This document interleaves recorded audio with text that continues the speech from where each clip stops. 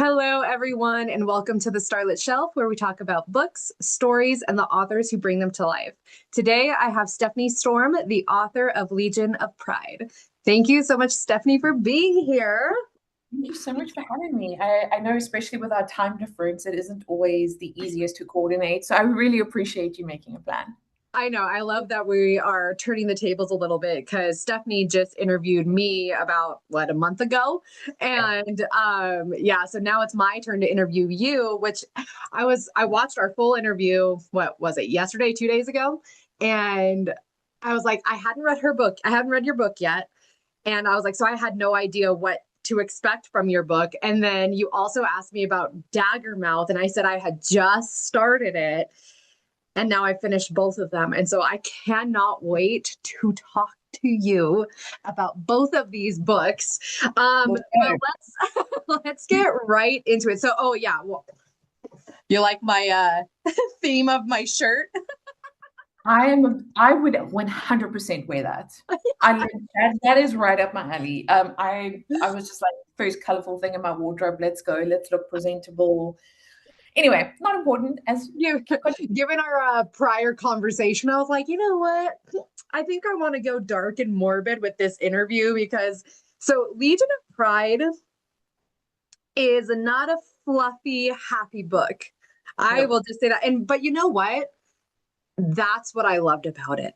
I felt like the vibes were absolutely immaculate. And I got so while reading this, I was like, oh, here's some Dexter. And I was like, you know what? This also was giving me like Constantine vibes.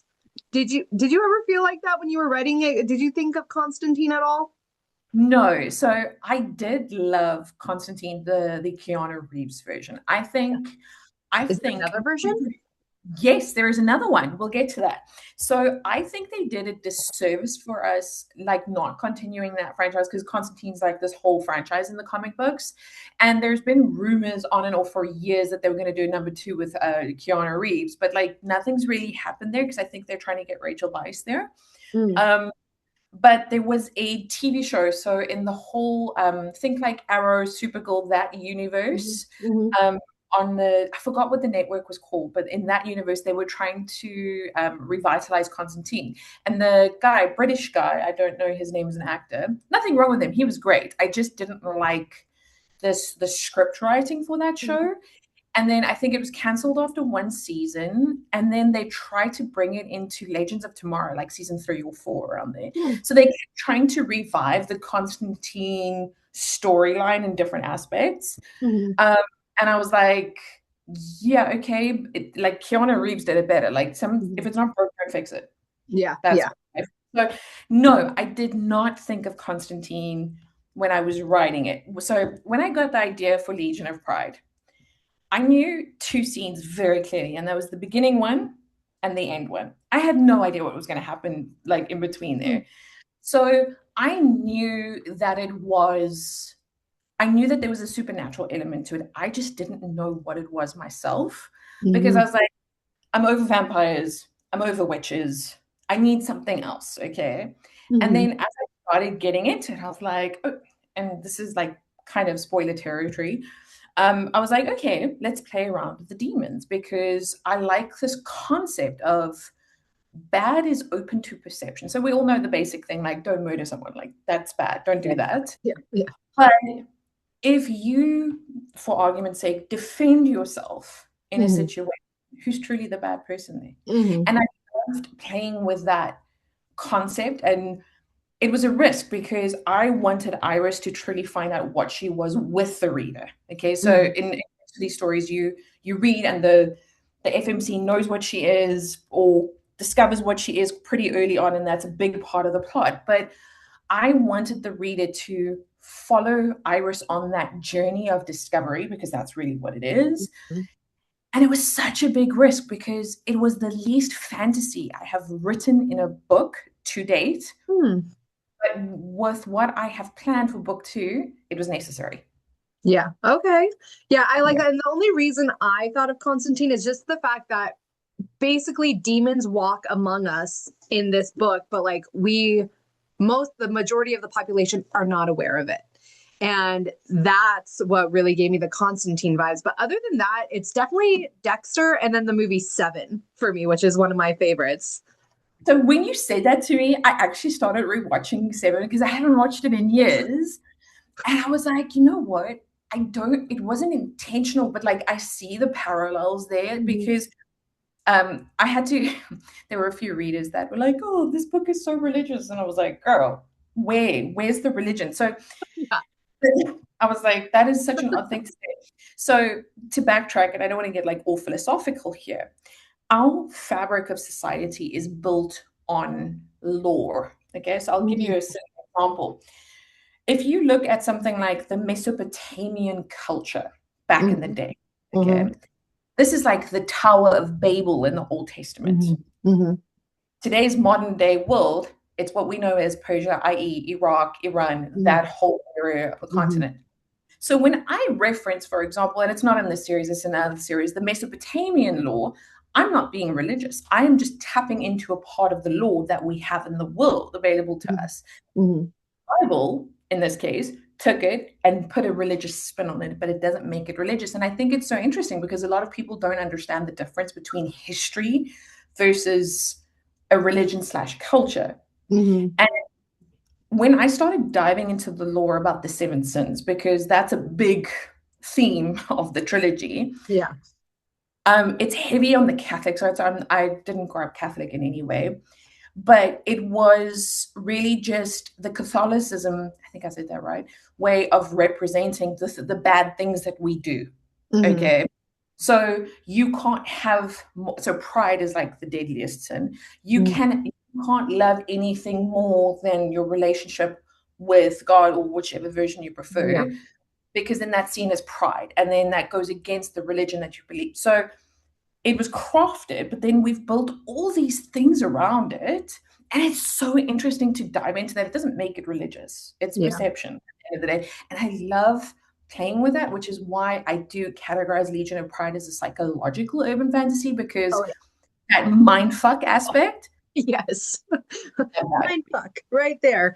Um, So, kind of to backtrack a little bit, can you describe Legion of Pride and do a just like a brief, like quick pitch, if at all possible? I know this is like the hardest thing for authors to do is to do a quick pitch of their book because they love it and they want to talk about it. But can you just briefly explain what Legion of Pride is all about?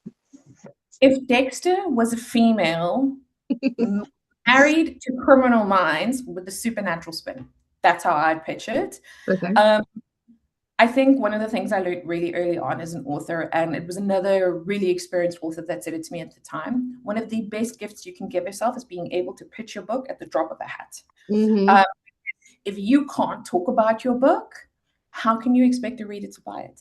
Mm-hmm. Exactly. Yeah. And I love that comparison too. I feel like it's so on point. I never watched Criminal Minds, but I'm so sorry. I keep talking about all these things that it reminded me of, but Mindhunter as well. And I think me and you had actually like messaged each other about that. And we were so upset that it only ran for 2 seasons, I think.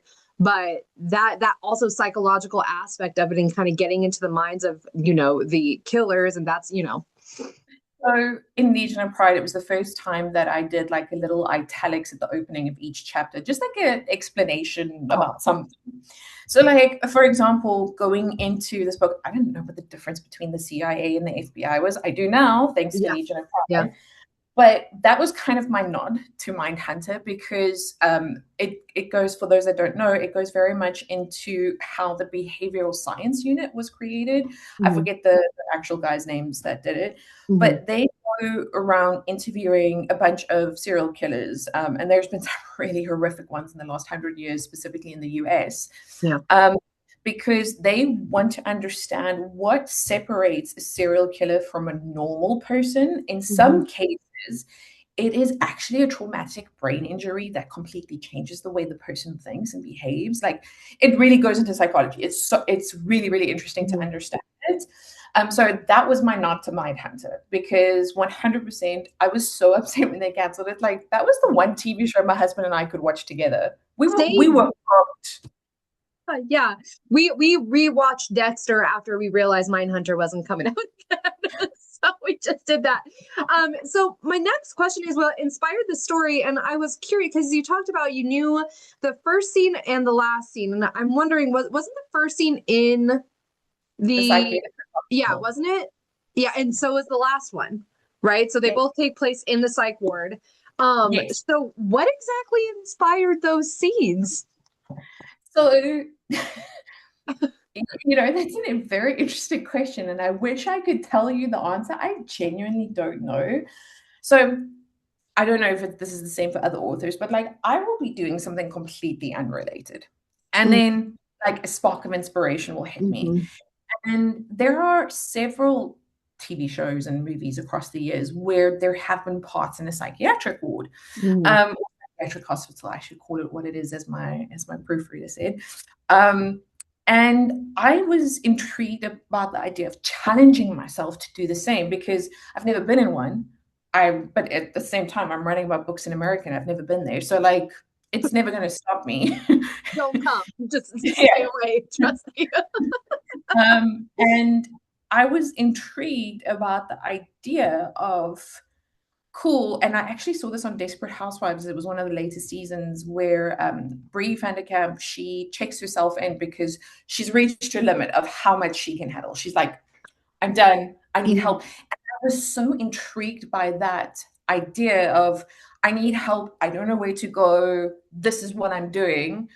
But how does that turn into a story? And I didn't know, and I needed to figure it out. And that's what resulted in Legion of Pride. Yeah, and it reminded me of Girl Interrupted, and just with like the relationship with her roommate. But it's interesting that you said that, she kind of reached her limit, and so she didn't know where to go, and so she checked herself in. And it's like she went there not only for basically mental safety, but also physical safety, because a lot of stuff happens between the first chapter and the last chapter of the book. There's a lot of stuff that happens to her, Yeah. and she's kind of reached the end of her line, and she's like, not only am I like really unsafe up here, but I don't feel physically safe, and I feel like being in this facility helps me to be protected in both ways. Exactly, 100%. It's because, you know, again, if you go into the topic about mental health, I think there's nothing to be ashamed about there, whether it is a longer term condition that you're being diagnosed with Mm-hmm. or whether it's temporary state. So here in the Netherlands, what you'll realize is a lot of expats like myself, we move here, we get settled in, we hustle, hustle, hustle to, rebuild our lives here because it's not easy rebuilding your life. Mm-hmm. And then about a year or two into our stay, boom, we hit burnout. Okay, I've been through it as well. And when I experienced that burnout specifically, like I was fine. I could talk to you, like, losing my shit and crying and that's never been my thing. Okay. I'm just like, I will tell you like this, I need help. And you'll be like, are you serious? Because you look fine. Yeah. And we have great resources in this country. And it's so common that you hear about expats and in my case, I'm an immigrant now because I've moved here permanently, that where they were on burnout for anything from 1 month to a year. And in my case, it was about 2 months because it wasn't a severe case, but I just didn't care anymore. I was Mm-hmm. like, I remember something at work happened where a team came to me to help with a really critical situation. And my first response was, I just don't care. And I was like, whoa, like that is so unlike me. And that is a huge like flag. And I spoke to HR at that time. And I had always thought that burnt out was about being like over capacity, like you couldn't handle any more tasks, so to speak. Yeah. But for me, it was more about this mental space where there were so many things I was juggling where I was just like, I'm done. I'm done. And I remember for the first like 2 weeks of my burnout, I slept. I just slept. That was it. That's all I did because I needed the room where I could do that. And it helped. I was able to bounce back relatively quickly, but that's not everyone's story. And yeah, like in that case, I asked for help and I got it, which was amazing. But I know not everyone has that privilege, for lack of a better Mm-hmm. word. So when me and you were talking privately, we were talking about how you put some of those mental struggles that you were dealing with into your character, specifically Iris, obviously, because she checked herself in. But Yeah. can you talk about the characteristics that you specifically put into Iris that were reflective of what you were going through?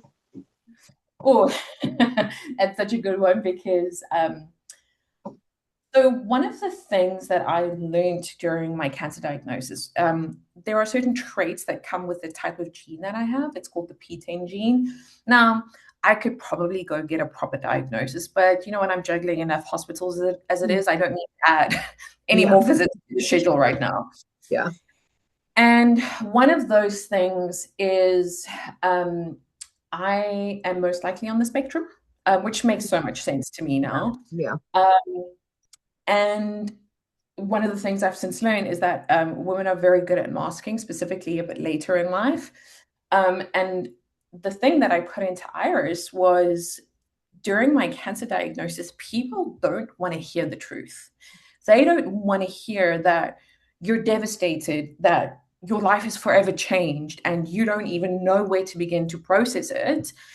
They just want to be able to say something to you like, stay positive, which Mhm. drives me nuts. Like the next person that says that to me, I'm going to throw punch them. Yeah. Um, and it gets to the point where it's just easier to say thanks and then you move on. It's less frustrating and there's less, back and forth, back and forth. Yeah. To give you an idea, and I'm looking at it here, I'm just not going to show it on camera for obvious reasons because it's got my address on there. At the beginning of my diagnosis, I had to ask for anxiety meds for the first time in my life because yeah, like I had, and the irony is I haven't used it since then. But I was just like, I said to my oncologist at the time, I was like, I need help mentally because I can't even hold a conversation with you right now without bursting into tears. And I don't cry. So the fact that I was crying so much like gives you an idea. And at first she was like, oh, you should maybe go see someone. And I was like, cool. Is a psychologist going to pick up the phone at 2 a.m. when I'm randomly crying? Yeah. Because and I was like, and second of all, if the psychologist hasn't had breast cancer, I'm also going to punch them in the face because don't tell me how to feel because you think you've studied it. You don't know until you've been through it. Yeah. The anxiety meds at the end of it. So that was the big part of what I built into Iris is that she had to learn very quickly about what people expect. Mm-hmm. And it's sometimes easier to give them that to keep them off her case rather than being who she really is. And it's that whole like I wove a little bit about my dual heritage into there as well because my mom's German, but I'm South African, but I Mm-hmm. live in the Netherlands. So like there's a Yeah. lot going on there. Mhm. You kind of have one foot in all these worlds, but never really belonging anywhere. And Yeah. I was just really intrigued by how that played out in a fantasy Mhm. because I'd love to see more of that going forward, more Mhm. mixed, like diverse characters because Mhm. the world doesn't look like just you and me. Yeah, no, absolutely not. So this is a great segue, but was Iris your favorite character to write? Or if not, which character was your favorite to write and why? Okay, so in Legion of Pride, Olivia, I'm actually busy with new swag at the moment, just cutting it out to top Yeah. up. Yeah. This crazy Uh, bitch, yeah. this crazy bitch was never supposed. First of all, Olivia wasn't supposed to even be Olivia. Olivia was supposed to be like just a slight mention on the page, one and done kind of mind. That first time we meet her is very much inspired by Criminal Minds, the original TV series, not the reboot. And then she was like, "Bitch, hold my beer, Yeah. watch me." Okay, and I was like, and I think it was only 2 chapters or maybe 2.5 that she ended up being in Legion of Pride. Mhm. But I know what's coming for her in Legion of Envy, the sequel, and I'm just like, "You're such a crazy bitch, but I love you. It's so Yeah. fun writing you." Yeah. She makes no apology. She's like, "Take me as I am. If you don't like it, there's the fucking door. Mhm. Cheers." Yeah. What I thought was hilarious was that she wasn't surprised when Iris surprised her. I don't want to like go into details, but you know what I Yeah. mean? Like, I've been waiting. Like, what took you so long? but I love this whole thing of like, I'm bored, I wanted to change anyway. And I'm just Yeah, like nothing phases her. She's yeah. always one step ahead of you. And yeah, like I said, I have big plans for her in book two, and I can't wait to write it out. I know. So while reading it, I think her name's Carr, Chief Carr. Is Yes. that's like the LaGuerta? Yes. Mine. 100%. Because But I like was like, I feel like Stephanie probably had a lot of fun writing this character, and I'm wondering where this character is going to go in the next books coming out. So, yeah, with Chief Carr, the funny thing about it is, listen, I fucking hated her in book one. Okay. I was just yeah, like, what a bitch. Okay. We should be uplifting other women, not like tearing them down. So, yeah, like, check yeah, it off.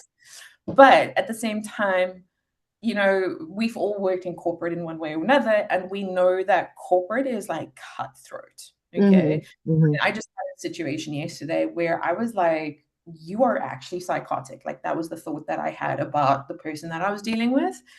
And I again wanted to explore that no one knows what the right thing is in these gray areas. We just do the best that we can, and yeah, sometimes we fuck up. hmm Um, so then what does that journey look like when we realize that? hmm And I'm undecided about Chief Carr's fate for book two. My editor wants me to kill her off in a very horrible way because my editor fucking that's what I hates was her. thinking. And I'm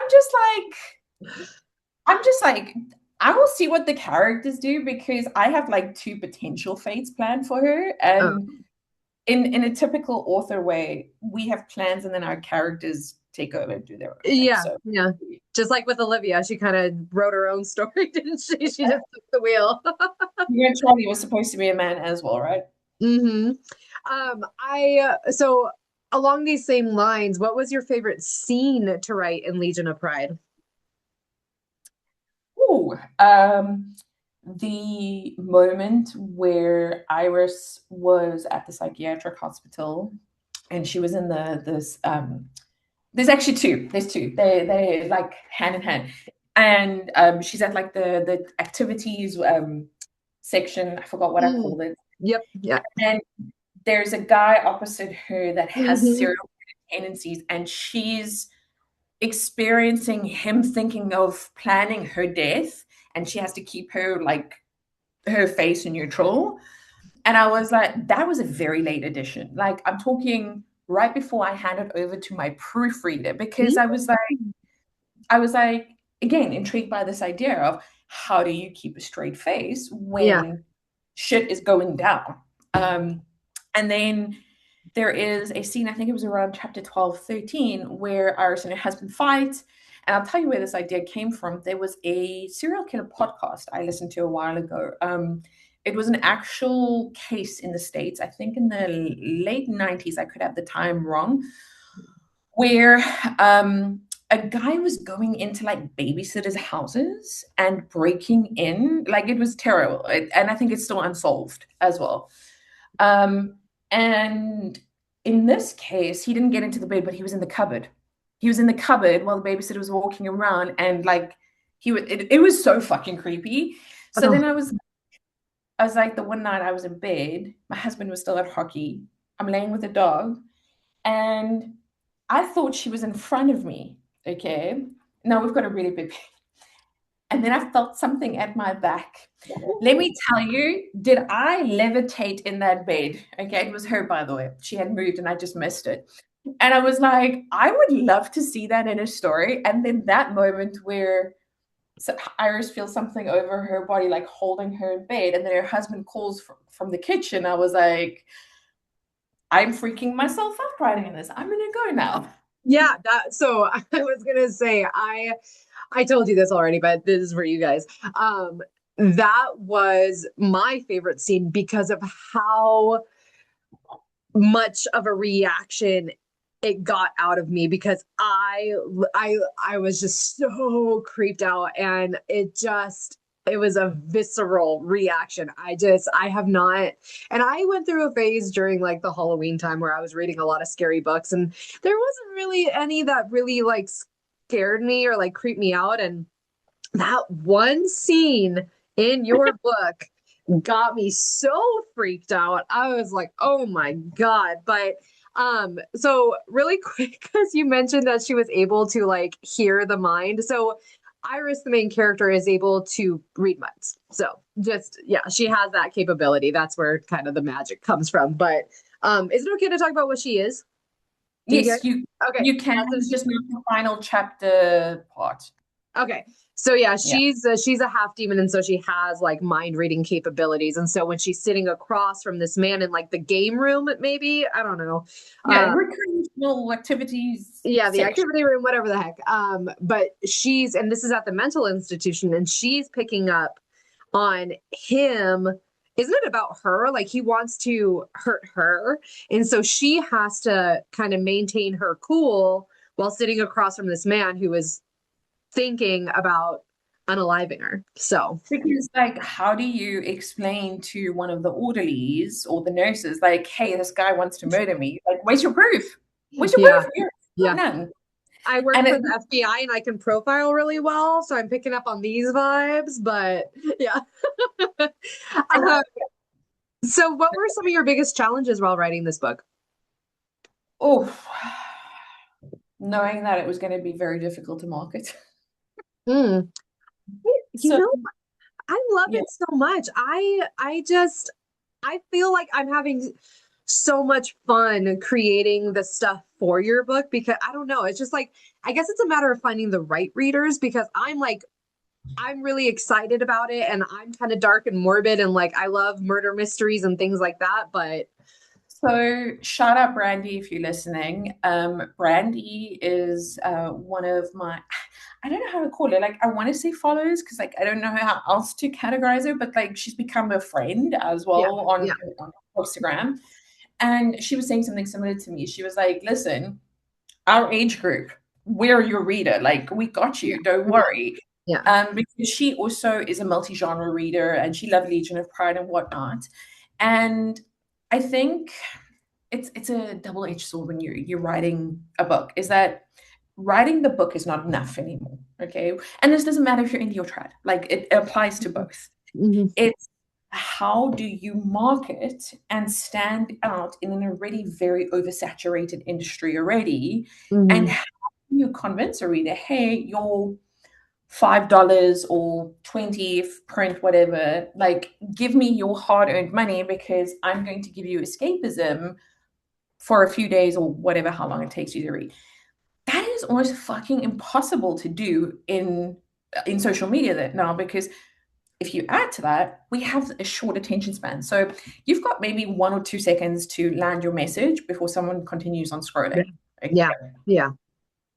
And if your hook, and I'm so fucking over the term hook, even though it's very relevant, if Mm-hmm. your hook is good enough, boom, people have scrolled. Yep, Okay? yep. Mm-hmm. And that was my biggest challenge, is that I knew writing Legion of Pride because like I think if I studied marketing, I could be good at it, but I'm just like, whatever. Like it is what it Mm-hmm. is. I'll put a few reels out, a few carousels, see how it does. Yeah. I'm not going to break my head about it Mm-hmm. because then it takes the fun out of it, and then I may as well like call it. Mm-hmm. But I knew that my other series was more commercially marketable. Mm-hmm. It's like if I say vampires and Gossip Girl to everyone, they're like, "Oh my god, I'm in! Let's go!" Da-da-da-da. Like I don't even need to pitch past that. I just say those two words. Mm-hmm. Not many people I know have watched Dexter, believe it or not. Like it's definitely in the minority. Criminal Minds even less. Mm-hmm. And then I kind of need to add to it, and I'm like, oh, okay, like that's fine. And again, that's nothing against their reading preferences. It's Mm-hmm. just about finding the right reader, which is a little bit harder to do when it's a little bit more niche than normal, which is what I think Legion of Pride is. Mm-hmm. I don't, look, I'm still happy I wrote the story, and I'm not changing anything for book 2 and book 3. Like, I'm still doing what I want. It's just, I think I knew at that stage that that was the biggest risk I was going to take. But like we've spoken about it, I am the person that likes to take risks. I don't Mm-hmm. like to play safe. I'm going to break shit. I'm going to see what happens, because if I understand how far I can push it, then I Yeah. understand my happy spaces. I like that. And I feel like you need to stick with what you love. Like, why change yourself, change what your art is in order to fit into other people's boxes? That just doesn't make sense to me. So a big part that or big piece of feedback that I've seen in the community at the moment is most people are romance readers. Okay, which is I had another guest on the podcast recently say that she thinks that romance readers are single-handedly holding up the publishing industry right now, and I was like, I agree with her 100%. Yeah. But I don't typically write romance. I always joke that Legion of Pride, whatever the opposite of romance is, that's Yeah. what I did there. Okay. Yeah. And There's like none. yeah, Strong. and I mean, there's like one kind of hint at a spice scene, but it's kind of like the after effects, and even then, Mm, it doesn't really count. Okay. yeah. Yeah. And because of that, it's a little bit harder to market as well because most people are looking for romance, at least in the circles that I travel in. Let's call it that. Mm, Um, and it's so funny because for my other series, I have a romance type piece. Listen, it's actually beautiful. I got a little bit emotional seeing it. I commissioned the art piece. Okay, and it's beautiful. It's they're kissing in the rain as the thunder is like hitting and she's absorbing the thunder so that it doesn't affect them. And I was just like, it's such a risk putting that piece out because it's almost like signaling to the romanticy girlies like you can read, but it's not. And yeah. I don't want to mislead someone with marketing because again, on the flip side, the feedback that I'm getting from readers and authors like is that they appreciate the clarity. They and I think we spoke about this as well. For example, you don't just say like your book is enemies to lovers and then they're making up by like chapter 10. Yeah. Yeah. Like they should hate each other at least for the full book. And if it's a Hmm. standalone, until like the last 80% kind of thing. Hmm. Hmm. But yeah, it's no one knows the answers. I think we're just trying to figure out what we're doing and adjust. Yeah. I feel like, and when you're promoting your book in the social media space, I mean, what do you think the algorithm's pushing out? Yeah. Everybody wants romantasy right now. And I don't understand how, I mean, maybe it's just me, but like, I don't understand how people can only stick to one genre. That doesn't, like, I get so burnt out from the same formula over and over and over again. Like, if I read a romantasy book, and I'm not hating on romantasy, I love it just as much as the next girly, okay? But, because I read so many of them, like I have to have other genres in between those. Otherwise, I'm like, oh, well, this is just so redundant. It's like the same formula. Chosen One, Prophecy, there's a initial love interest and then the dark, broody one comes. You know what I mean? Like it's very predictable. And again, it gets you hooked and you want to read it. But like after reading so many of them, it's like, I need to step outside of this because this is exhausting and it's just not fun anymore. And So yeah, go I ahead. just finished reading Diabound. I'm very late to the party there, I know. But because of What? the Diabound by Sable Sorensen, Oh, this book, okay. And at first I didn't want to read it because it was so hyped that I was kind of like, I'm over it. Like I haven't even read the book and I'm over it. mhm.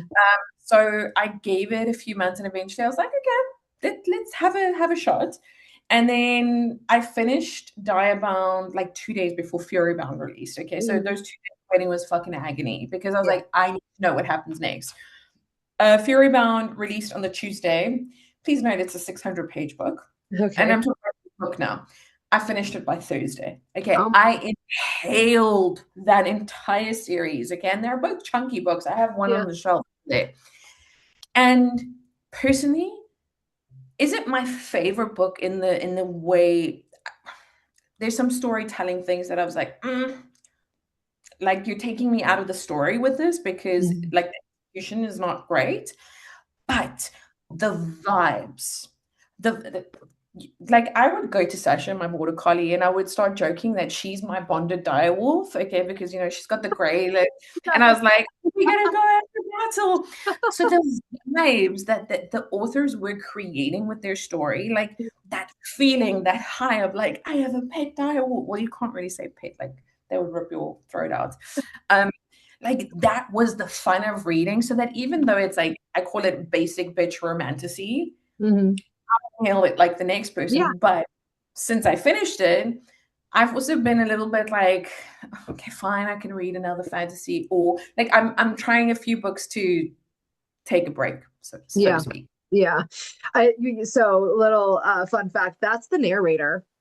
I'm I interviewed that I forgot to record, and I'm interviewing him again tomorrow. So Yeah. Gabriel Michael does the audio or the narration for Direbound and for Furybound. So he's been like promoting it obviously a lot on his page. So that's why I was so nervous I forgot to hit record, because he's kind of a big deal. Yeah. Uh, but yeah, I haven't read it yet, but obviously I'm interested in it. But that's one thing that I just truly love about indie authors is that I'm not saying they take more risks or they have more unique stories, but I feel like what trad publishers pick up are what is trending. And so when I read my indie books, I feel like I'm getting stuff that I wouldn't normally see when I go for the thing that the algorithm is telling me to read.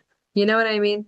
Like the book I just got done reading, it involves like signing, like sign language is a huge part of the characters' interactions. There's an albino man, and it's just like there's so much representation going on. And I feel like with your story, like you have the dual heritage and the mental health representation. And I mean, there's mental health representation in trad books as well, obviously, but like again, I just feel like your story was so unique and so refreshing. And it's like I love those dark stories, and I feel like they need to be told. And I feel like I don't like where it's just happy romance and you know what I mean? Like that's not real life, Yeah.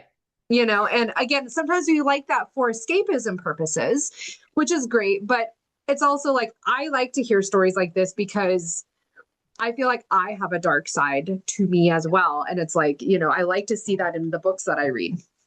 So when I got diagnosed, my editor, so she's a friend as well, obviously. I mean, I always joke that like next to my husband, she's the most important relationship I have. And I'm just like, when you're down in the trenches publishing books the way I am with someone like that, you know, you spend a lot of time together and you end up getting close.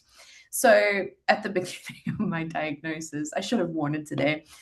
I joked that I had killer tits. Okay.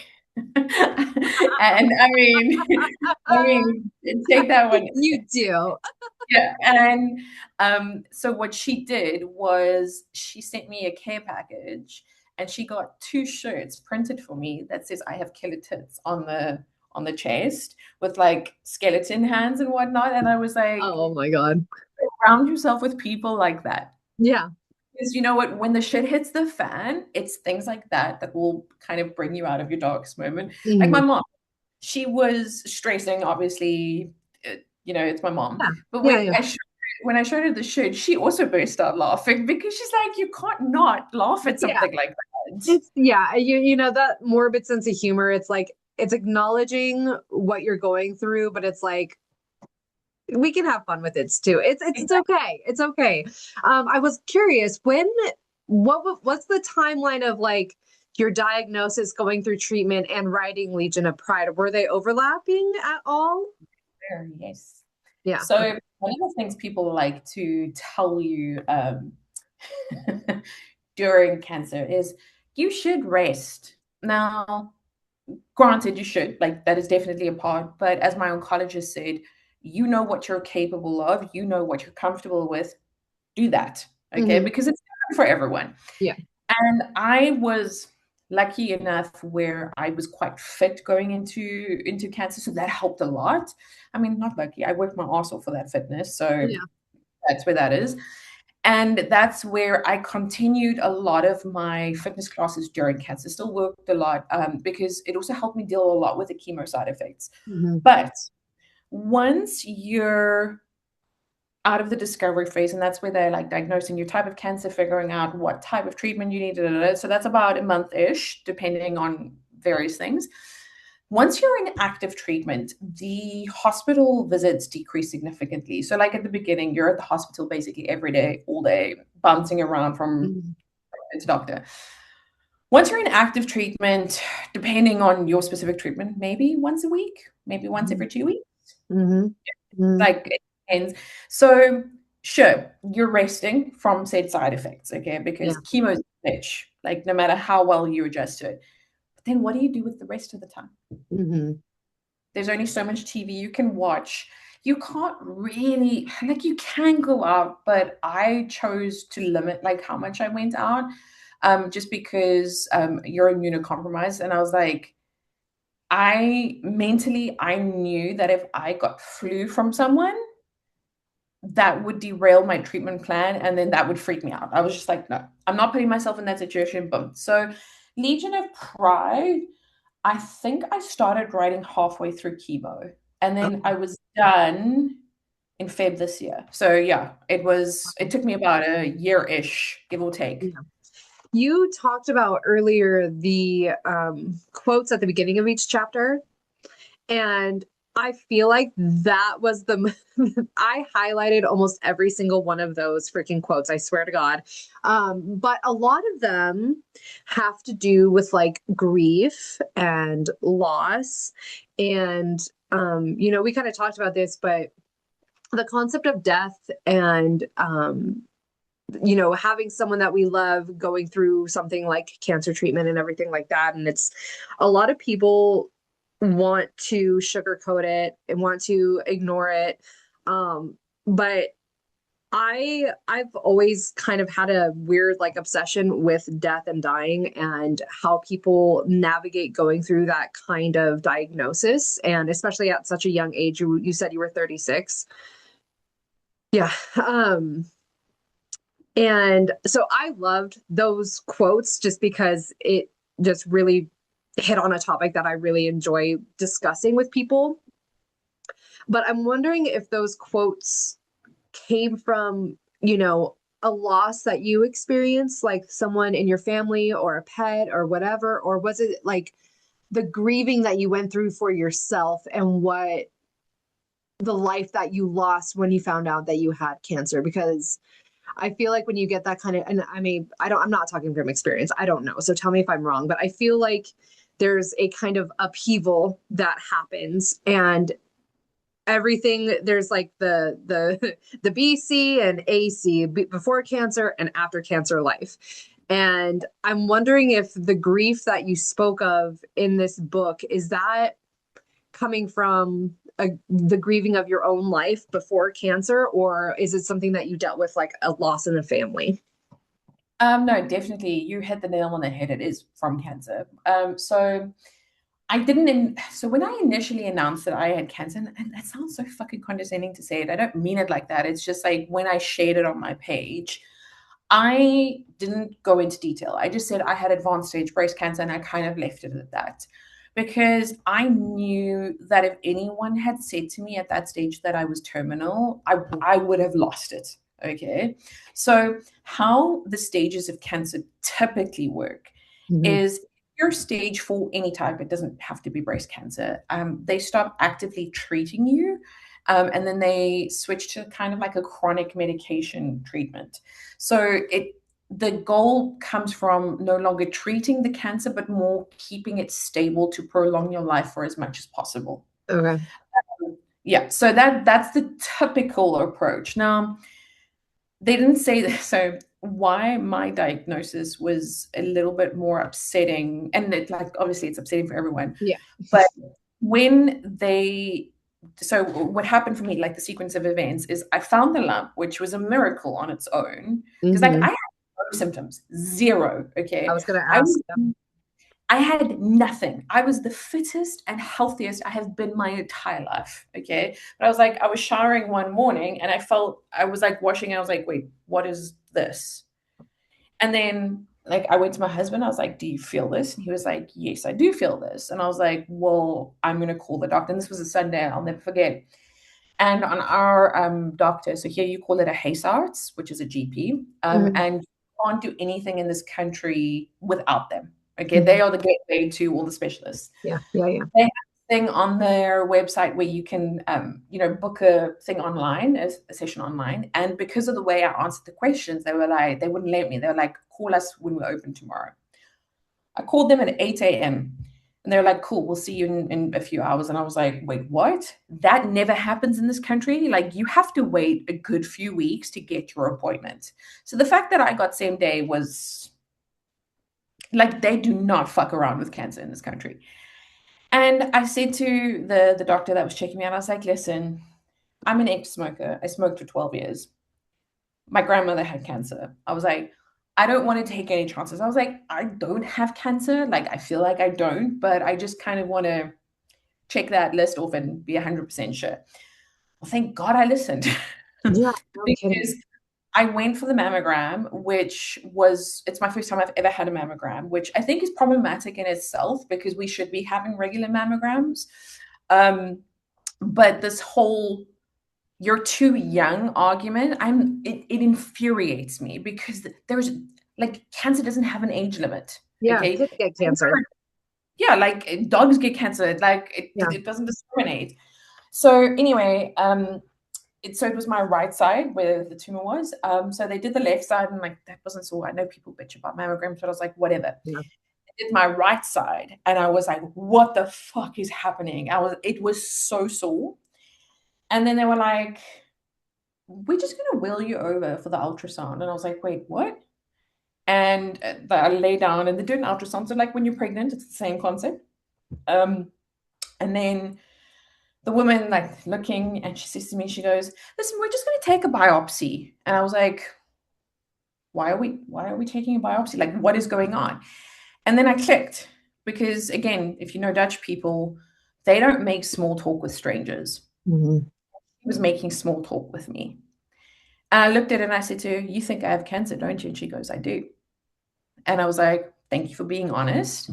Went home, my husband and I freaked out. Got the results a few days later. And at that stage, they suspected that I only had stage 1 or 2. Okay. But now the problem is that it was my lymph nodes as well. So your lymph nodes, they're all over your body, but it's the under your arm one that was affected with me. And so when you're typically in earlier stage, you'll go for the operation first. So double mastectomy, lumpectomy, whatever you choose. Yeah. And then you'll move into the chemo part of your treatment. I go for my operation, like consult. And my husband and I had spoken about the worst case scenario. First words out of the surgeon's mouth was, your cancer has metastasized. I just burst out crying because like my worst fear had come true. And I was stage 4, but it was a specific type of stage 4. So how they normally classify stage 4. So like, let's use breast cancer as an example. If let's say there was a spot on my liver, okay, and if the cancer had metastasized to my liver, that's a distant spot, okay? But where it had metastasized to, in my case, was my sternum. So it was my right breast, Okay. under my arms, and my sternum. So it was all kind of in this one area. Mm-hmm. They call it oligometastasis, where it's only 3 to 5 places in a very close area that has metastasized. So you're not the typical stage 4. It's kind of like you're on the cusp of that. Okay. So when, yeah, that, and then, but, and like looking back on it, like I can see, like, how do you tell someone they have cancer? Like there's no rule book for that. And the surgeon, she saw my face at the time. She saw I was upset. So she's like, cool, I'm going to hold back on, the information. She doesn't know me. So like, that's not her problem. And I had to wait for like another 2 weeks of like extra tests and answers and blah, blah, blah, blah, blah. And when I got into my oncologist's office, she was like, listen, we're still going to treat to cure you because we believe that considering your age, your fitness, your type of cancer, you still have a very good chance of being cured. Now, remember, I can't typically say I've been cured until 5 years, but they treat to cure. And you know why she was right? Because because my cancer was so advanced, we actually had a strategy for if chemo didn't take like the way we expected it to. So I had 16 sessions of chemo, 4 Red Devil, which is as bad as you think it is with its name, and then 12 Taxol, paclitaxel, I think that's the full name. And 16 was my limit. I couldn't do more. Like that was as much as I could do. And we actually had a strategy for if the cancer hadn't completely like been like dealt with by the end of the chemo. So after you go for chemo, you go for MRI, and then they do a biopsy post surgery. I was completely clear. The chemo, I responded so well to chemo. All of us were like, "What the fuck?" Wow. So yeah, that's so yes. And I'm sorry, that was a very long story, but No, yes, no. that was very that was why I needed an outlet for my grief, because before cancer, my husband and I were trying for a child. Now, I'm probably going to stay child free because of my gene. I have a very high chance of getting cancer again in the future, and you're telling me I have to go through a high risk pregnancy, deal with a toddler, and deal with a cancer treatment again. No, no, that's where I draw the line. Of course, it's entirely possible. Loads of people do. I just don't want to. That's Yeah. the difference. Hmm. Um, and even now, like, sure, my hair is growing a lot. I actually need a haircut again, but like the way I lost my hair was fucking traumatic. So the actual being bald part, like that was actually lots of fun, like low effort. Like Yeah. I didn't mind Yeah. that. And playing with all my colorful wigs, I love that. But also wearing a wig in the height of summer, don't recommend So that. hot. Yeah. Yeah, So because hot. you can't tie it up. You just need to deal with it, and then you're dealing with hot flashes as well from the like that is a thing on its own. But so they warn you the first round of chemo, like you're usually fine. It's the second round of chemo where you start losing your hair. And I've always had like a really good state of my hair, like despite the bleach, the heat, and all of that. When I tell you the clumps of hair, I'm talking about handful. That was more traumatic. And I actually said to my husband, I was like, I'm gonna go shave my hair now. I was like, I Mhm. I can't deal with it because it's just freaking me out more. Um, I think also the way people treat you. Um, sure, I had cancer, but like I'm still a person with Yeah. like thoughts and emotions and feelings, and maybe I want to talk about something that isn't cancer related for a second. You Yeah. know, like I am still me. Like I will remember my mom when she came over last year. Keukenhof is a tulip garden thing. Tourists love it, but it's beautiful. Like if you ever come to Amsterdam, 10 out of 10 recommend. So my mom says to me, and I love her, please don't get me wrong. She goes, now that I know what you've been through, when I see, because you can see when someone has cancer, like you Yeah. know. Yeah. Yeah. Now I know it's the quality of the hair, okay, or Mhm. the lack thereof. Mhm. And my mom goes, now if I see someone that's going through cancer like you, I want to go up to them and tell them how inspirational they are. And I was like, please don't do that. I was like, that. I was like, I know you, so I know how you mean it. But that is the most fucking condescending thing I have ever heard in my life. Please don't do it. Yeah. I'm wondering because it's like I have to be in the situation. Yeah. You know what I mean? And it's like this is something that was forced upon me and I'm dealing with it in the best way that I know how. Like I don't know. I don't know. I Yeah. don't know. I don't like I get it, but at the same time it's like I don't know. I don't feel like I'm being inspirational. I'm just doing what I have to fucking do. Okay. So wait. We need to talk about that for a second. When Yeah. people talk about how inspirational I am, please don't. Like, what Yeah. was my other option? To die? Like, like it's Yeah. not about being inspirational. It's like you said, you've been handed a shit situation. No one wants cancer. Yeah. Okay. Yeah. So my options are figure your shit out and get through it, Yeah. or die. So Yeah. Yeah. Yeah. there's only one way forward. And I'm gonna try and talk about this without getting emotional. I actually my next book, Fragmented, I've dedicated to her daughter, Elizabeth Briggs. I don't know if you heard her story. Mhm. I sat crying in my oncologist's office about her. She was and yes, past tense, was a big time romantasy author, Mhm. stage 3 colon cancer, 6-year-old daughter, and she should have survived. She should have survived. Stage 3 colon cancer is entirely treatable, but it metastasized too quickly. And it got to a point where the doctors could do nothing else. She announced her own death. And I think it was within 3 months of that announcement, she was dead. And for me, this is why I refuse to waste a single moment, because Elizabeth Briggs, obviously I don't know her and I can't speak for her, but like common sense dictates she would give anything to see her daughter grow up. And me not using the second chance I've been given, it's disrespectful to her memory. Hmm. Yeah. But so when me and you were talking, I was like, you're amazing. And the reason I said that is because I feel like you're faced with this decision of like, am I going to curl up in a ball and Yeah. be woe is me and kind of give in, or am I going to fight like hell? And it's like that decision that you made where you're like, fuck this, I'm going to fight like hell. And that I think that's the inspiration right there, because I put myself in your shoes and I'm like, I feel like I would curl up and, but then I have children and it's like, well, then I would be like, okay, like I look at my kids and I'm like, no, I'm going to fight like hell because I want to see their future, you know?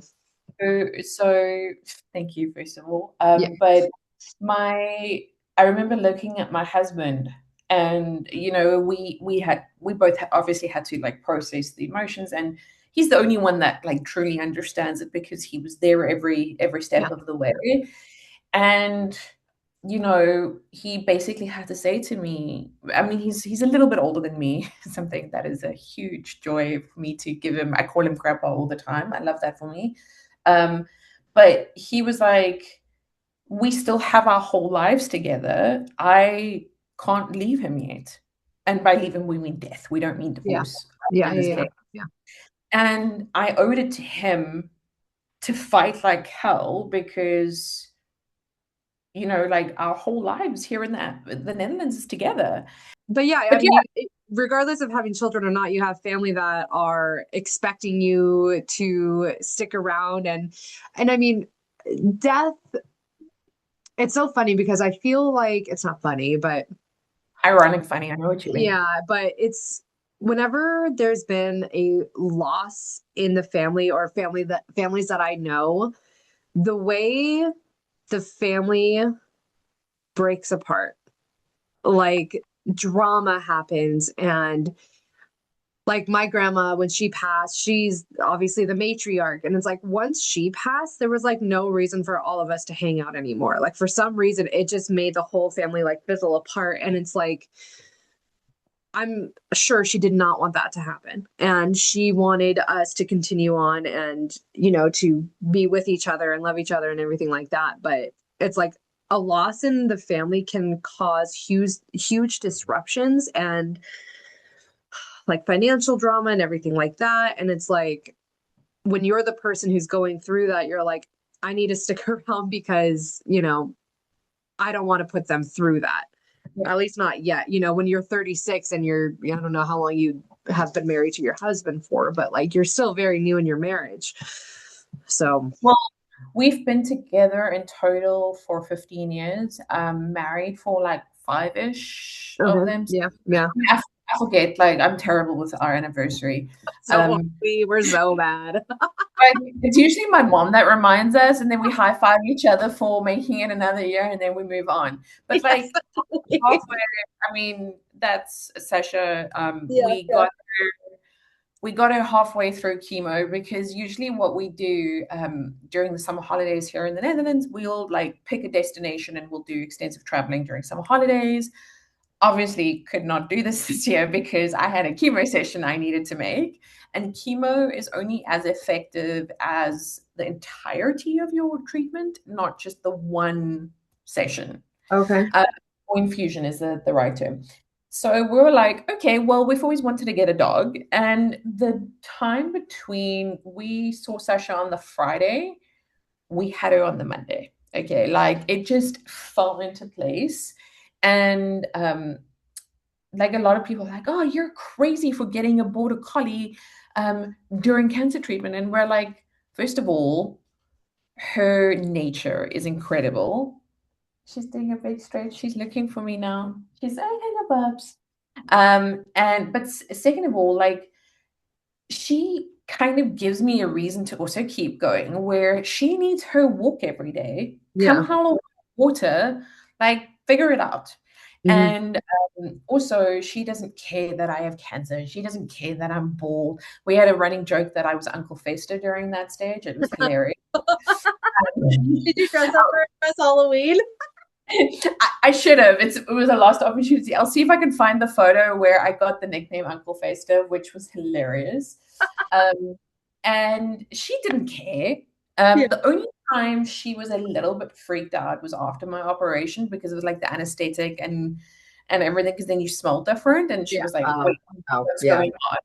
But other than that, getting her during chemo, she's sitting here for scratches. By the way, she needs attention Mhm. now. Mhm. Too long. It was the best thing. And I'm just like, how do I leave Sasha now? I can't do that because dogs, they grieve in their own way, like Oh they yeah. do. Oh yeah. But Yeah. it's like, how do I leave her? I have a whole lifetime with her. Mhm. So like I owe it to this dog that I committed to, who is my child for all intents and purposes, to stick around for her. Yeah. So I have a few things to say. One, Yeah. ladies, check your breasts. Okay. Check your breasts in the shower. Check them. Second of This- all, I hate when people, yeah, this whole area. Um, but my I was starting to check myself when you were talking about it. I was like, do I feel anything? But my dog is a pitty. Like she's mostly pit. And but we Yeah. got her like they said she was a mutt and we couldn't really tell, like we don't know when she's like a puppy and whatever. But I feel like people always have an issue with whatever dog breed it is. It doesn't matter. Like they're gonna say something about it, like, oh, like huskies are too hyper or down. I don't know what, but whatever. And it's like there's so much bias against pit bulls. And I'm like, my dog is the sweetest dog in the whole world. And like when I get my anxiety moments, like I had one the other day in bed. And like I like shot up out of bed and it was like instant like adrenaline going through me. And I was like, and yeah, so she like immediately came up onto the bed with me, laid down with me, and she like was my emotional support dog. And it's I hate it when people give people crap about the kind of dog that they get because every dog is different. And my dog is my baby and she sees me through my hard times and I love her. So just on that, the one where I was having a bad day with cancer mentally, and I was crying. So she comes into the bed when I was laying. She starts licking my tears away because she's like, "Mommy can't cry." She's like, I won't allow this. And she's still a puppy at that stage. But what's funny, and I never thought like I would do this. One of my work friends was like, "Well, Sasha's so well behaved because she really is for a 1 year old. Mhm. Um, why don't you bring her to the office? Because remember, this is Sasha's world. We just live in it." Yeah. And um, she loves going to the office, Mhm. and everyone now turns around and says that the day she's in the office, because like she comes and sits in the board meetings, Mhm. she's a total vibes girly. Yeah. Terrible performance, but you know what? You're gonna have a great day, and that's what counts. Like people listen, she was very mad with my husband and me yesterday because she went for grooming and she does not Mhm. like grooming, and we abandoned her in the water torture chamber. So Oh. someone called Peter. She's only Oh. just started talking to us again today and giving us kisses. But I'm just like, this dog has so much personality. She's Mhm. more than just a dog. And like she saved us. Like she really did save us. So yeah, like 10 out of Amazing. 10 to choose her.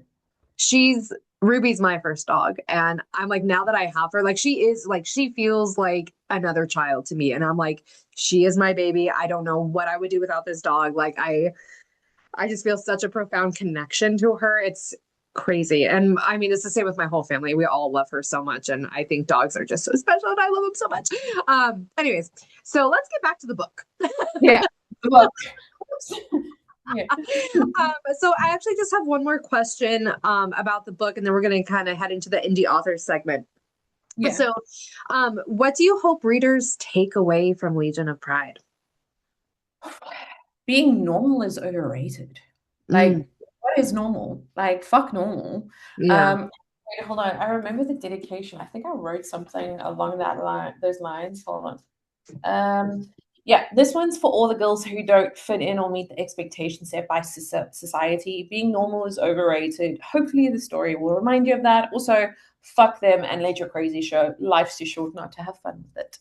I love that. Yeah, I think that's great. And we kind of talked about that already, where Yeah. Iris feels like she has to put on a mask in order to fit into other people's molds. And it's like, what do we sacrifice when we do that? And it's just, it's not worth it. Life is too short, my love. Oh, you said that. Life's too short. Life's too short to do that shit. Like, be who you are, show you're weird, embrace it. So there was a conversation I was having with someone at work, and by work I mean my day job, and we were talking about someone not liking me and her, and I was like, and I'm still going to sleep well tonight. Like, you not liking me is a you problem. That is a reflection on you. Now, I am never disrespectful, and if I am, I will apologize for it and I will own it ASAP. Yeah. But you don't like the fact that you can't control me, and I call you out on your bullshit every single minute, and I do so in a respectful manner, so you actually can't get mad at it. Yeah. You not liking me is not a me problem. And the conversation I had with her is, we have to stop giving people this power over us, because it really is. We're letting control us and dictate to us what we can and can't do, because we're so scared of upsetting the apple cart. That burnout phase that I was talking about, I put myself through therapy in that phase. And it wasn't long. It was about 4 sessions, because by the 4th session, the therapist and I kind of got to the point where we were like, you know what, you've learned what you needed to learn. You may go now, kind of thing. Wow. And he said something life-changing to me, where I've never been a perfectionist. Like, that's never been my thing, but I like things to be efficient. Okay. I'm very much an efficiency person. And if I can see a better way of doing it, I'm going to do it. I'm not going to dumb myself down to suit you. Like, fuck off. And he said something to me. He was like, I need you to let it burn.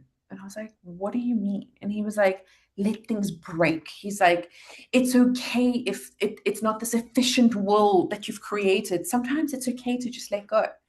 Life-changing. What perspectives have shifted for you since getting that diagnosis and coming out the other side?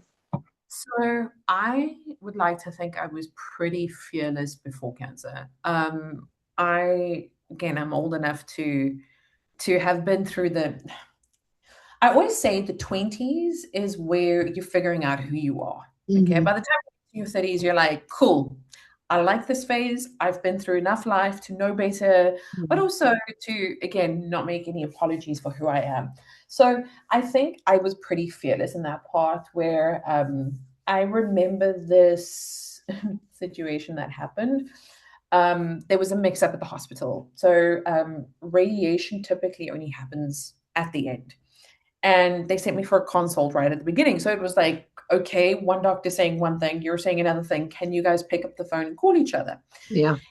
And the doctor at the time, the radiation doctor, spoke perfect English, might I add. Perfect English, better than me.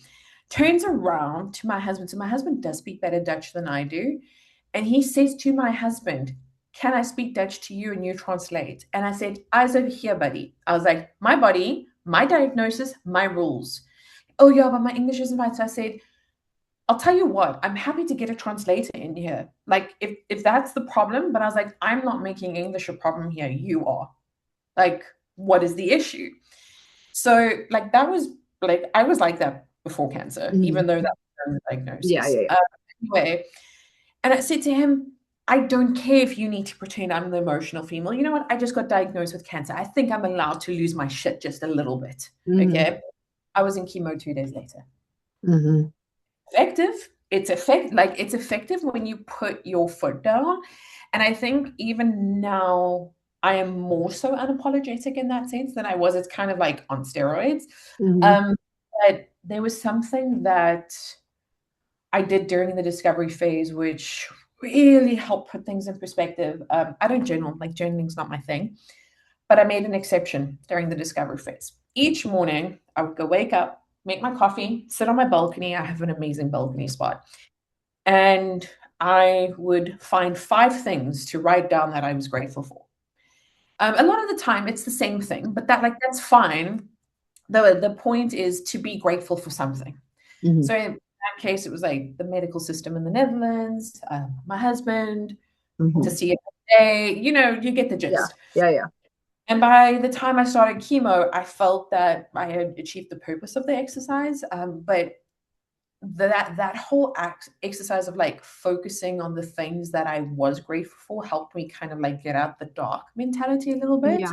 Yeah. Um, and if I needed a reminder throughout the day, I just go check what I wrote down and be like, oh yeah, I'm grateful for seeing another summer, for Mhm. arguments.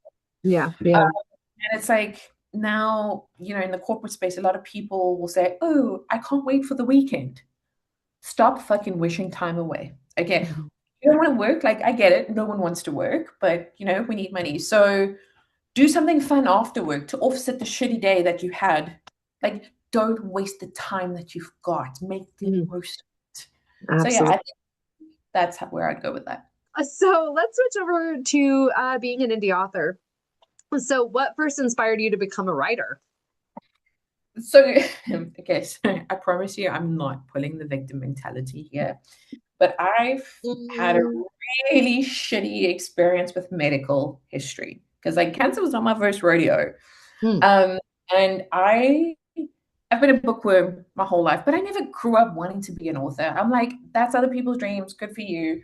Like I played around with the idea on and off for a few years, but I never really got past the first chapter because I didn't know what I was doing. Yeah. And it was back in 2022, yes, 2022, where I kind of revisited this idea and something just clicked. And I was like, well, again, I was recovering after the operation. I was like, I can't go out. I can't, like, I've read as many books as I can. There's no more TV shows for me to watch. I may as well see where this leads me. And next moment, I'm publishing a book a few months later. That's crazy. Yeah, like Insane. it's but just to also give you context, in December 2024, I was like, what would happen if I made my own podcast, launched my own podcast like 6 weeks later? I don't know why I'm like this, but I am. So, I know. Oh yeah. So everybody, she has her own podcast, the Fantasy Grimoire podcast. So we'll talk more about that at the end of the interview. But tune into that. I was featured on there. So if you want to hear about me a little bit. Um so yeah, so basically you were just had some downtime and you were like, I have nothing to do. And so for how I don't know how you did it, but you found the limit of how many books you could read. And you were like, but I want to write my own book. So you've only been writing for 4 years. yeah, it's honestly, my YA books were terrible. I have tried to unpublish them. So, here's a fun fact. Once you have, listen, and they're not like they're fine, okay? Like they're fine. I'm still shocked at the people that have reviewed it and loved them because I'm like, No. did you have the right book? Anyway, Oh, but again, as authors, we're our own worst critics, so like yeah. I'll own that part. So once you publish a book, it is there. You cannot remove a trace of it. So I'll give you an example on Amazon KDP. There is an actual unpublished function, but it will not remove the book from your profile. Okay, it will just say like a limited print run or unavailable, something like that, because Amazon has a secondhand facility where people can sell their books secondhand, and that's why they'll never take it off. But then Goodreads will never take it off because once it has a ISBN or an ASIN assigned to it, it's there, baby. It's not going anywhere. Interesting. Okay. Yeah, So, that's what that. was your first book? Uh, Okay. Maybe you don't want to say. You're like, oh, you know what? We'll just yeah, cut the it straight to the controversial front. era. It's yeah, it's I wrote about the Fae in modern day society. And like the Unseelie Fae were at Las Vegas. Like Okay. Yeah. I understand what I was trying to do, like looking back on it now, could have maybe just executed that a little bit differently. However, I will say I will never regret writing my YA books because it led me to my adult series, which is where I Mhm. want to be. So I truly do believe things have a way of happening the way they're supposed to. And Mhm.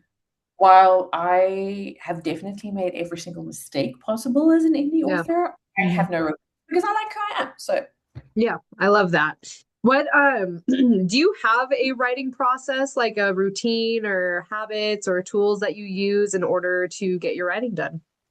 So I do have a process that's very specific to me. I have recently moved over to Readsy.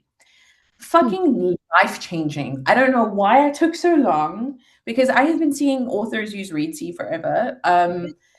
Tell me, what It's is well, I can't actually show you now because it's like a spoiler on another book, but yeah.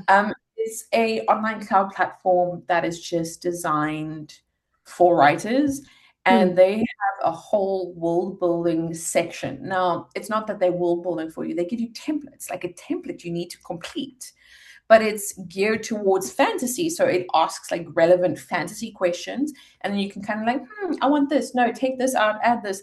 And it's really helpful. And then it also gives you just like a goal. You can set like goal tracking, which is really, really helpful. That's cool. Um, yeah. So I've recently moved over to Readsy, which game changer, but like I still do keep collaborate with like my editor and my proofread and everything Mhm. in a Google Doc. Um, as to what my process is, it's taken me a while to figure out what that is and like actually find the right groove. But the one I'm in now, I have like several phases of edits that I go through. Sometimes that could be like a dev edit, handing it over to my editor. The best gift that I gave myself was taking a break. It's one of the reasons why I haven't written Legion of Envy yet, is because I needed a break from Iris's world. Mhm. I to want to come back to it. I needed to Yeah. be excited about it because I've Mhm. missed these characters so much. Because for me, and I know not every writer is like this, if I jump straight from book one into book two, I start missing things, Mhm. obvious things. Um, my best example was between The Rule of the Damned and The Clash of the Damned. I there were several plot points, like plot twists in there that I never planned for the Clash of the Damned. Okay. When I wrote book one, I had no idea where the series was going. And I'm like, just fuck it, YOLO. And I gave myself so many shocks in that book because I had taken like a 4 month break from that book. Mhm. And I was excited to come back to that world, and I was excited to tell that story. And it's the same concept. So I've built my writing phases around that as a general practice where um the Fall of the Damned, which is the third book in the trilogy, I haven't looked at that for 2 months. Okay, but like it went from the beta readers like did their thing. I was writing something else. I'm coming back now after 2 months, implementing their feedback as Mhm. my confidence are starting on the earlier chapters. So like Mhm. it's this time thing. And I'm genuinely excited about the story again and where it's going. Yeah. And I have enough space where I'm picking up the finer details of the things I missed before. Interesting. Yeah, because I feel like for example, my friend LJ Clarence, she wrote The Silversmith. She was my Yeah. first author that I featured. She went trad and she's about to release The Incendiary, which is book two. But like I was a beta reader for that book, and she's already, God, what did she post? Like 47,000 words in book three. So she's like having to go, and I get to talk to her again soon. I think in June. But I'm going to interview her and ask her about that. And I think that that's something she's probably going to bring up is the rate at which she has to write. Like she's expected to she has deadlines, right? So, and I feel like you as an indie author are able to give yourself those breaks that you need in order to come back to it and be fully present and excited and ready to get into that world again. 100%. It's one of, I speak to my friends about this often. The people that want to go track, love that for them. I'm happy Mhm. for you, you boo. I would not go trad because why would I switch one course out with another? Like Mhm. part of the fun of this for me is to do what I want. Okay, where I have just delayed a deadline on one of my books. No one knows because I haven't made a thing about it. And like, let's Yeah. be real, I'm not that much of a big deal where anyone cares, which is fine. Like, this is about what I want. Yeah. Uh, but imagine if that was like a trad situation now of Yeah. where I need to justify why I need to delay by a month or whatever. I'm sure it's fine because I've heard of many trad authors talking about negotiating that. But I'm like, why the fuck was I negotiate with you? It's my book, my fucking rules. I'll do what I Yeah. want. Yeah. So yeah, like again, not knocking the trad authors. I think the only time I would allow going trad is if it was like an already published book. So like Okay. I know that's a very common thing these days where Mhm. trad like shopping amongst the indies. Sheena Masterson is my best example, a recent example. She wrote Poison Daughter. Mhm. Uh, got picked up for 18 translations. Wow. 18, okay? Seven-figure deal for one standalone book. Now, in that case, which book would you like? Yeah. Okay. Yeah. Exactly. Right. And because like the book is done, you can't change it. I have no deadlines to meet. You're buying my IP. Yeah, call me. Then we'll chat. I have. I have The Poison Daughter because somebody told me, they were like, this is an indie author, you need to read this. And so I have it. So yeah, like last month, I was like, I have Daggermouth. That's like the one I get to read on my own. But Yeah. I get to choose. And The Poison Daughter will be my next one. So I'll have to talk to you about that once I'm done with it. But Season 3, episode 1 of the podcast, my podcast. When you're done, because there's spoilers in it, go watch it. I recorded with Sheila. oh my God. I need to get these connections. I need to talk to these people. Um, Honestly, do you know what I do? but You just ask, slide into people's DMs. I submitted a contact form on Sheila's website. She was shocked when she responded. I was like, well, that was easy. Same with Paying yeah. Call. It's exactly what I did. Like Hmm. this is maybe another thing from I was like this before cancer, but like I'm 1,000 times worse. Ask, what's the worst you're gonna do? Say no, ignore Yeah. me. Yeah. Okay, then I move on with my life. Girl, if I could get HM Wolf on an interview with her, I would like poop my pants. I would be so excited. I have to tell you, that is now Yeah, one of my favorite books. yeah. That was a fucking masterpiece. And like the ending of that book, I So I I can't remember all the names right now, yeah, but the sister yeah, and the mother, and just yeah. like that whole scene of, you know what I'm talking about, right? And so like everything that happens with them towards the end of the book is just immaculate. Like it is, I was shooketh. I was shocked. It was so good. It was a masterpiece. So Python, which is book 2 in the duology, I think it's only coming out next year. What's it called? Python. Think Python. about Python with the ending. Okay. Now I do think that H.M. Wolf is going to break the internet when she releases that book next year. That's point number 1. Point number 2, she is also sitting on another duology. Okay, and I forgot what it's called, but it's like a Phantom of the Opera romantasy dark. And I was like, give it to me right now. Right fucking now. So yeah, like H.M. Wolf is an order by author for me. Yeah. Like Yeah. It was incredible. I was like so excited to talk to you again because I was like, oh my God. When I finished that, I was like, my husband doesn't give two shits about books. He does not care. And I'm like, Shane, I gotta tell you about all this that happened in this book. This is amazing. And he's like, okay.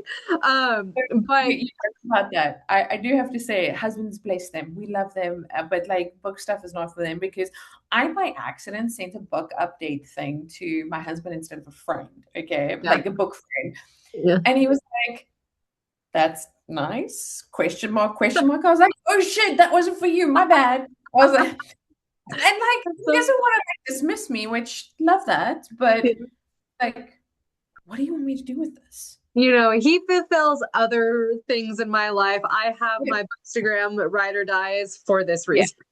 Yeah. Okay.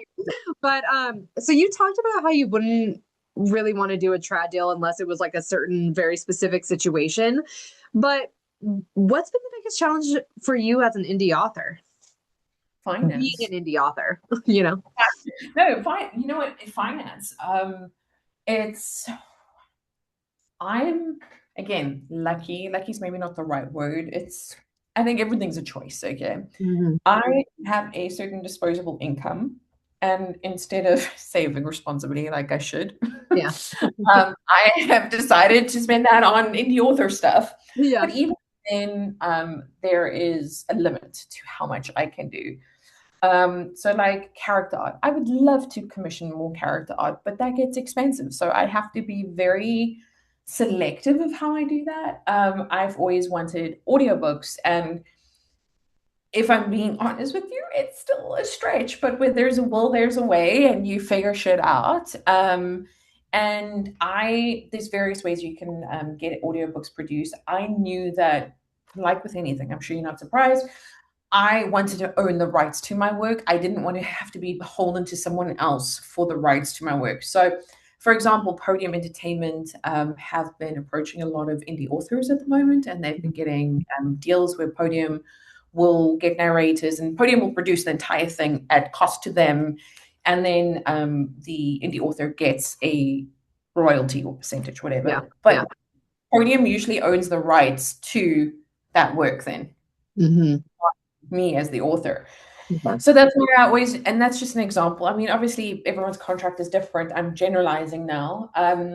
There's also a royalty share that you get on not just ACX, but other platforms as well, where the narrator will make a certain percentage of the book as well as the book does. But then what the narrator has a look at is, what is your marketing like? What is your following like? Like, what are your reviews like? Are there actually, because they become your business partner. Yeah. And I just didn't want that kind of pressure, because you know what, if I decide to take a break from marketing for 3 months, I'm going to fucking do that. I'm not going to answer to anyone. Mm-hmm. So I am currently paying off the Legion of Pride audiobook. That's why it's taking so long to release. Because I have worked out a payment plan. I was gonna say Legion of Pride would be such a good audiobook. Oh my God. Yeah, It needs to be an audiobook. Oh, it'd be so good. what I say to Pagan when I just briefed her on like the type of narration style that I want. You know So someone named Pagan? yes, her bio actually, she's my narrator. Her bio actually says yes, it's my real name, I Pagan love McGrath. that. I want to meet her mom. Yeah. So I said to her, do you know the original Dexter series, like where he's, for example, sitting in the car and he's like, he murdered another one. Like that kind of like dark and like drungy. I was like, that's the narration style I want for Legion of Pride. I was like American accent, you pick what variation. I don't know accents that well enough because I am appealing mostly to the American markets. Stupid example, I write in British English because it's how I learned English at school. Yeah. It's the number one thing what my editors have to fix. An American, a stupid example. Yeah. We call it aircon. You guys call it AC. Okay. So like, I don't know what I don't know, and they fixed it for me. But I said to Pagan, I was like, you pick whatever American accent you want. I don't give a shit about that. But the Please don't do Southern. I don't think she will. But I need that Dexter style narration. He murdered again tonight. I'm going to end him. Like, okay, I'm a terrible actor, but you get the point. That's why you're the author and not the narrator. Yeah. So well, I'm super excited for that. That's going to be amazing. And I will totally listen to it. Also, Gabriel Michael and Marie Mitchell, who I'm narrating, who I'm interviewing tomorrow, I think they have contracts with Podium. So yeah, that's interesting. I've already talked to them once, but it wasn't recorded. So I'm going to record it tomorrow. But, that's something that's interesting, is the way that things work with trad books that they narrate versus indie books that they narrate, but they do quite a bit of indie narration. So I'll throw a spanner in the works on that one as well, because Penn Cole spoke a little bit about this on the podcast. We call it the Penn Cole effect. Now, she's not the first to do it, but she's been the loudest champion or the loudest voice in the author space recently for this. So as we know, she's gone trad, but she kept her ebook rights, which at the time was almost unheard of. She told me on the podcast episode that she actually kept her audiobook rights as well. So Atria, that's her publisher, only has the print book rights to her work. Um, and as she was negotiating or kind of on submission, trying to get her deal, and she talks about this in the podcast episode, she was starting to think that maybe she was being too ambitious to kind of create that deal. And she almost gave up. And as she was about to give up, Atria offered her trad deal. And what's interesting is since Payne Cole has gone trad, which was a few years ago, I mean, she's been out for a while, there has been a wave of indie authors going trad following the same pattern where they keep their ebook rights and only a certain book or a certain format rights. Interesting. I did not know that. Okay, so Stephanie, what has been your proudest moment so far in your writing journey? Ooh, there's been a few. Okay, so I'll pick two. There was a stage as I was getting The Rule of the Damned ready to publish where I almost deleted everything and walked away from it, and I never did again because the imposter syndrome voice was so loud that I couldn't like see out of it. And it was actually my husband that turned around to me and he was like, when I started writing, I was like, oh, I'm going to give it 2 years. And then, you know, if I can't make anything of it, I'll call it a day. And when it got to that, he was like, no, he's like, you will continue writing because it's the happiest I've ever seen you. Okay. And then when, you know, this whole imposter syndrome situation happened, he was like, listen, if it's making you miserable, then yes, you need to stop. And that was my wake up call where I was like, I have a choice to make. No one has it figured out. Like, no, everyone's just doing the best that they can. I can either get over myself and make something of it, or yes, I walk away and I preserve my mental health. So that was number one. And then number two, I obviously talk to other authors along the way. Like you know, they always say find your community. And my latest one, shout out Tatum if you're listening. Shout out Tatum. Read her manuscript, sleeper hit. Fucking incredible story. And she was kind of going in between trad and indie author. And I basically say to her, like, I'm limited with how much I can help you with trad. Like, I know certain things like a query letter and whatnot. And I don't know how to write a query letter. So like YOLO thing. And you know, we've been speaking back and forth for a few weeks, and she basically admitted to me today that I'm a huge part of why she was going to go the self-publishing route. And I was like, well, don't I feel like a proud mother hen right now?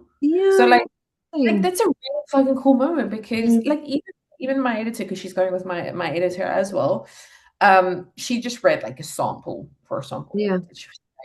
She's like, this story is really fucking good. I was like, I know. That's what I said. So yeah, that's amazing. So those two, I would say, really stand out. I love that. So speaking of, what advice would you give for other aspiring indie authors? So much. So much. First, no one knows what they're doing. Give yourself a break. Like, like we're not babies. It's not that serious. Okay. Number again, I need to go on the AI rant for a second.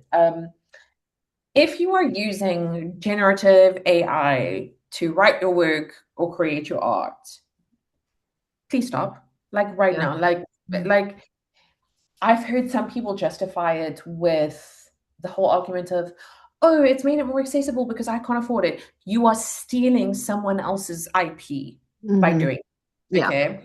We all can't afford it, but we make a plan. Do you think I can afford to buy I'm about to pay the second half of a bill for book covers that I should have waited at least another 6 months to do, but I got impatient and now I'm making a plan. It's no one else's problem but mine. Okay. So come up with a budget, work out what you can afford. If you can't afford it, use Kickstarter. There are methods and ways that you can make it work. You just have to put in the work, because these people that are bitching that Gen AI is the only way they can get it, do the work. Okay, Yeah. whether it takes you 6 months, 6 years, whatever, do the fucking work. There's this one author I've seen, Kayla something. She only produces one book per year, okay, because that's her limit, and there's Yeah. nothing wrong with that. Yeah. Yeah. Yeah. And I know it's a Nordic YA kind of vibe. It's a beautiful cover. I can see it in my head. And she does a Kickstarter every year for this one book per year.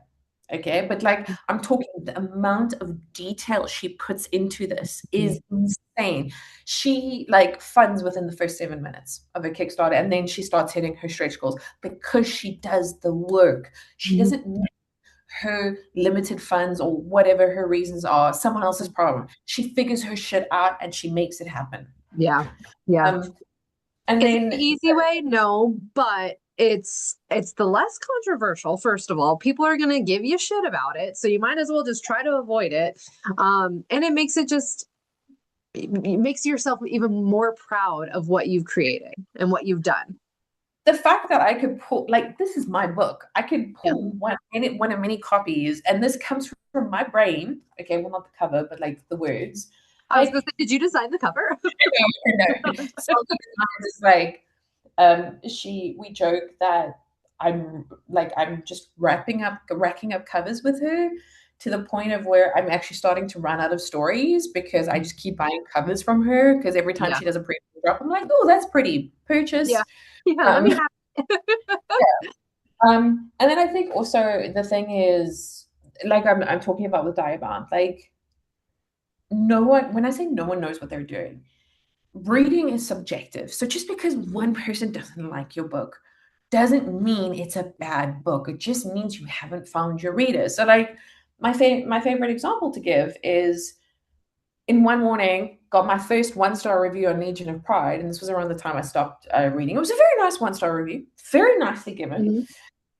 And then I have someone in my inbox and my DMs on Instagram telling me how they're obsessed with me and I'm their new favorite author. Like Yeah. because like just because someone doesn't like your book doesn't mean it's a bad book. And like I think I wish someone would have said that to me in the beginning. Yeah, that's something that so it's interesting doing what I do because people hire me to like help promote their book. And I'm going to be honest, not every single indie author who I've read has been my favorite book, Yeah. you know? And that's fine. And I will read it and I will promote it the best way that I know how. And I will highlight the things that stood out to me. I'm not going to critique it. I'm not going to Yeah. review it. I'm not going to do that.